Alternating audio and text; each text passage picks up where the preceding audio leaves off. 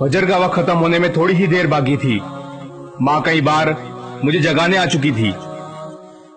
मैं गर्म बिस्तर से उठकर नहीं दे रहा था। आखिर तंग आकर माँ बोली, पड़े सोते रहो यूं ही।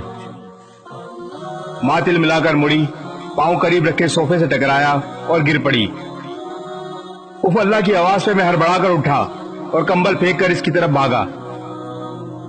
माँ की तरफ देखा तो वो दुख से मुस्कुराई और कहने लगी, माँ की मोहब्बत ने तुझे कैसे तड़पा दिया बेटा। लेकिन माँ देने वाले की मोहब्बत का तुझ पर कोई असर नहीं। बड़ा घाटे का सौदा हुआ ये तो। मैंने अपना निदामत से झुका सर उठाया, भीगी आंखों से माँ के हाथ चूमे और वजू करने निकल गया। आपका रब आपको 70 माओं से ज्यादा प्यार करने वाला है। लौट आओ अपने रब की तरफ, तमाम मुश्किलात आसान हो जाएंगी। इस वीडियो को शेयर जरूर करें, हो सकता है आपके एक शेयर से ये बात किसी के दिल में उतर जाए।